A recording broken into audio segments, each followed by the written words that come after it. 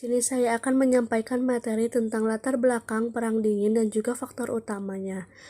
Yang pertama saya akan menjelaskan latar belakangnya dulu. Latar belakang terjadinya Perang Dingin ini disebabkan oleh munculnya Amerika Serikat yang menjadi pemenang dalam perang di pihak sekutu. Amerika ini mempunyai peran besar dalam membantu negara di Eropa Barat untuk memperbaiki perekonomiannya. Sedangkan Uni Soviet ini muncul dan juga berperan sebagai membesarkan Eropa Timur dari Jerman untuk membangun perekonomian negara di Eropa Timur.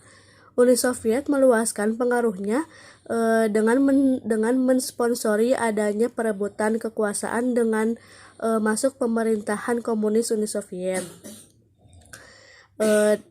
Lalu saya akan menjelaskan faktor utama penyebab Perang Dingin. Yang pertama adalah penyebaran ideologi. Amerika dan Uni Soviet merupakan pemenang Perang Dunia II yang memiliki paham ideologi. Amerika memiliki ideologi liberal kapitalis, sedangkan Uni Soviet berideologi komunis. 2. Keinginan untuk berkuasa. Amerika dan Uni Soviet mempunyai keinginan menjadi penguasa di dunia dengan cara yang baru, yaitu Amerika sebagai negara kreditor terbesar, sedangkan Uni Soviet membantu perjuangan nasional dengan cara meminjamkan senjata ataupun tenaga ahli. Yang ketiga yaitu berdirinya Fakta Pertahanan untuk mengatasi dari perbedaan dan kepentingan agar bisa berkuasa. Negara-negara Eropa Barat dan Amerika mendirikan sebuah Fakta Pertahanan, yaitu NATO. Lalu mengimbangi kekuatan NATO, tahun 1955 Uni Soviet mendirikan Fakta Pertahanan, yaitu Fakta Warsawa.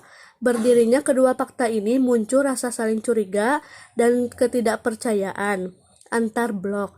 Amerika dituduh menjalani politik imperialis, sedangkan Uni Soviet dianggap telah melakukan perluasan hegemoni atas negara-negara demokrasi melalui ideologi komunis. Keadaan memicu sehingga adanya persaingan senjata kedua belah pihak.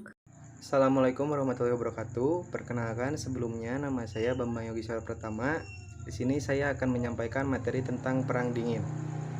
Perang Dingin atau biasa disebut dengan Cold War, yaitu ketegangan dengan adanya persaingan kepentingan antar Uni Soviet dan Amerika. Perang ini dimulai setelah berakhirnya Perang Dunia II. Pada tahun 1945 sampai 1948, Uni Soviet berhasil membentuk pemerintahan komunis di Bulgaria, Rumania, Hongaria, Polandia, dan Cekoslovakia. Karena perkembangan Uni Soviet sangat cepat, Amerika merasa perlu membendung perkembangan pada gerakan komunis. Pada akhirnya, Amerika menyusun strategi politik containment policy dengan tujuan mencegah berkembangnya pengaruh negara atau sistem politik dari pihak lawan. Strategi politik dikembangkan melalui bantuan ekonomi pada militer, yaitu bantuan berupa keuangan, militer, dan penasihat militer kepada Yunani dan Turki. Tujuannya agar mempertahankan Yunani dan Turki dari penetrasi komunis dan menghambat pada jalur Uni Soviet menuju ke selatan. Selama Perang Dingin, situasi dan kondisi diwarnai oleh kegiatan-kegiatan, yaitu satu, sistem aliansi, yang kedua, kegiatan spionase, yang ketiga, perlombaan teknologi persenjataan dan ruang angkasa. Mengenai sistem aliansi pada Perang Dingin, pasca berakhirnya Perang Dunia Kedua, kedua negara adik kuasa yaitu Amerika Serikat dan Uni Soviet muncul. Kedua negara tersebut memiliki dua pola pikir yang berbeda ya, karena kekuatan kedua negara ini seimbang. Kemudian negara-negara di dunia terbagi menjadi dua blok besar, yaitu blok timur dan blok barat. Amerika Serikat sebagai pemimpin blok barat membawa ideologi kapitalisme. Blok barat ini meliputi 12 negara pengikut, yaitu Amerika Serikat, Belanda, Inggris, Islandia, dan negara lain. Pada tahun 1949, guna mengantisipasi ancaman dari blok timur, NATO terbentuk. Tujuan dari NATO ini merupakan sebuah pertahanan dari blok barat ya. Adapun Uni Soviet sebagai pemimpin blok timur membawa ideologi komunisme. Kemudian pada tahun 1955 Pakta Warsawa terbentuk. Nah, tujuan Pakta Warsawa ini pada dasarnya untuk menyaingi NATO di blok barat. Adapun beberapa aliansi di luar blok barat dan blok timur, diantaranya ada Kominform, ada SEATO, ada ANSUS, ada Yang terjadi pada Perang Dingin adalah adanya kegiatan spionase atau mata-mata. Amerika Serikat membentuk Central Intelligence Agency atau CIA pada tanggal 18 September 1947. CIA memiliki tugas mengumpulkan informasi seputar pemerintahan asing, perusahaan, dan individu. Selain itu, CIA juga menganalisis informasi yang didapat beserta hasil dari Badan Intelijensi Amerika Serikat yang lain. CIA dibentuk dan disahkan oleh Presiden Harry S. Truman. Uni Soviet membentuk Komite Gozdvernoy Bezonasparty atau KGB dibentuk pada tanggal 13 Maret 1954. KGB memiliki fungsi sebagai dinas penerangan dan menjaga agar Partai Komunis dapat tetap terus berkuasa. KGB mengumpulkan informasi dan menganalisis data-data diantaranya baik dari foto satelit, alat penyadap, dan data komputer. KGB dan CIA selalu berusaha mendapatkan rahasia kedua belah pihak atau negara-negara yang dipengaruhi oleh kedua negara tersebut. Kedua negara tersebut juga menciptakan ketegangan di dunia. Misalnya saja, CIA turut membantu orang-orang Kuba di perantauan untuk melakukan serangan ke Kuba pada tahun 1961 yang disebut dengan insiden Teluk Babi. Selanjutnya yaitu mengenai dampak Perang Dingin. Yang pertama, dampak Perang Dingin di bidang ekonomi. Dalam bidang ekonomi, dampaknya tidak hanya dirasakan oleh negara-negara yang bertikai, akan tetapi juga dirasakan oleh dunia internasional. Sistem ekonomi liberalisme menyebar dan diterapkan oleh negara-negara yang beraliansi dengan blok barat, sedangkan sistem ekonomi sosialis komunis menyebar dan diterapkan oleh negara-negara yang beraliansi dengan blok timur. Kemudian Amerika Serikat menjadi negara superpower yang menjadi pemegang modal dan kreditur utama bagi negara-negara yang baru merdeka di kawasan Asia dan Afrika. Amerika Serikat memiliki 3 program utama terkait dengan pinjaman dan bantuan ekonomi pada masa Perang Dingin. Salah satunya yaitu Marshall Plan. Sedangkan Uni Soviet memiliki Molotov Plan untuk membantu pembangunan di negara-negara Eropa Timur yang secara politik dan ekonomi beraliansi dengan Uni Soviet. Kemudian, dampak Perang Dingin di bidang politik. Dalam bidang politik, Perang Dingin melahirkan persaingan ideologi antara komunisme dan liberalisme. Amerika Serikat dan Uni Soviet saling berlomba untuk memperluas kekuasaannya dengan menanamkan ideologi mereka di negara-negara yang baru berkembang. Persaingan kekuasaan antara Amerika Serikat dan Uni Soviet pada akhirnya memunculkan konflik sosial dan perang saudara di negara-negara di kawasan Asia. Salah satunya yaitu melahirkan Perang Korea dan Perang Vietnam. Perang Korea berlangsung pada tahun 1950 sampai dengan 1953, sedangkan Perang Vietnam berlangsung tahun 1955 sampai dengan 1975. Perang ini dilatar belakangi karena adanya perbedaan. Perbedaannya yaitu perbedaan politik antara komunisme dan liberalisme yang berujung pada upaya untuk penaklukan salah satu pihak. Baik, di sini saya akan menjelaskan tentang dampak Perang Dingin di bidang militer dan juga ke ruang angkasaan. Di bidang militer terjadi sebuah perebutan pengaruh antara Amerika dan juga Uni Soviet dalam fakta pertahanan. Negara-negara barat membuat sebuah organisasi pertahanan yaitu North Atlantic Treaty Organization atau NATO pada tahun 1949.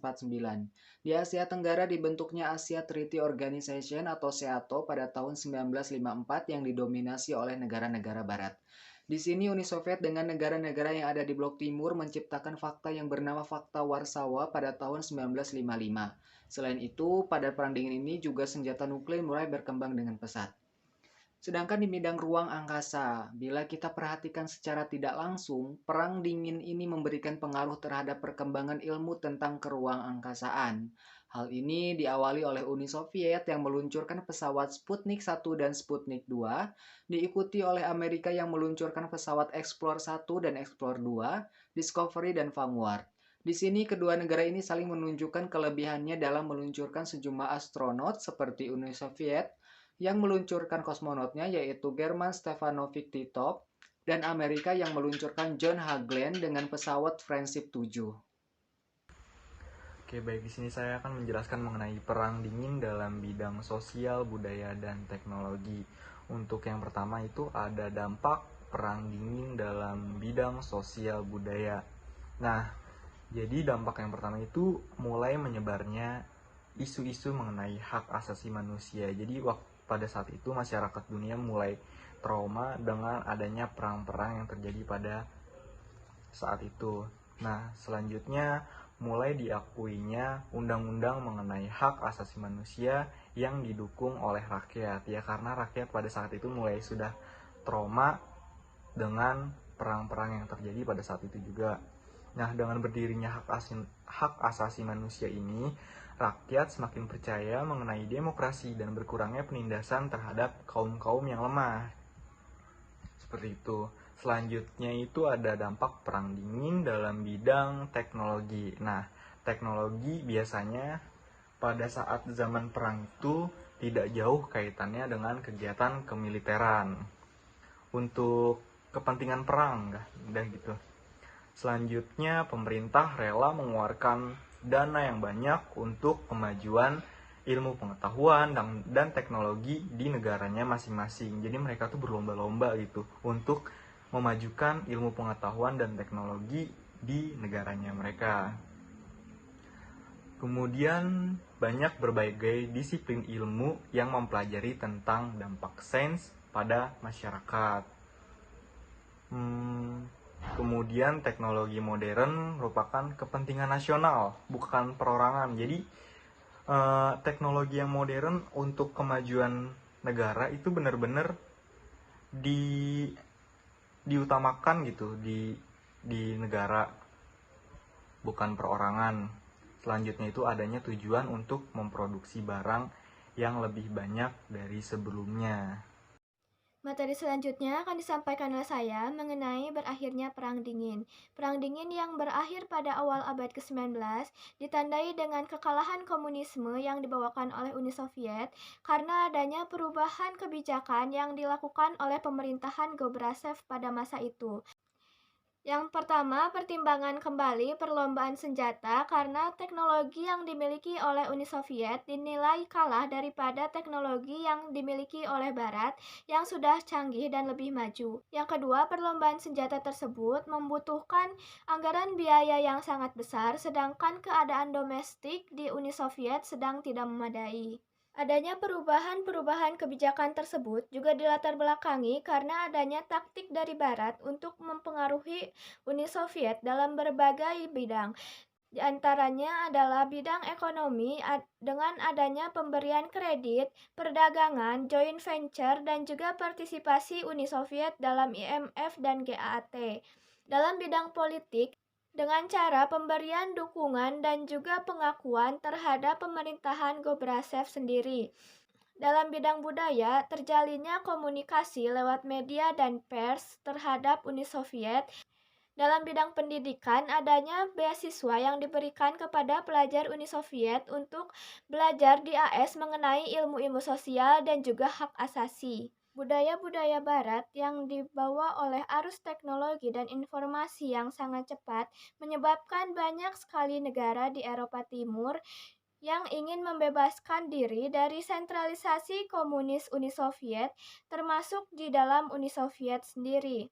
Tambah lagi dengan adanya khutbah dari Karol Kardinal Wojtyla yang menyebutkan bahwa hak asasi manusia tidak hanya untuk individu sendiri, namun juga untuk berbangsa dan bernegara.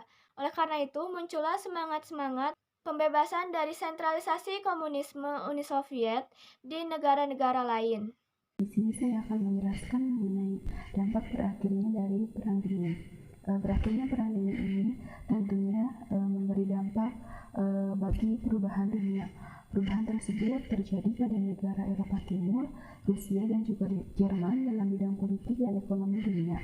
Perubahan ini juga merupakan upaya untuk mengakhiri kekuasaan komunis dan dominasi Uni Soviet di daerah tersebut.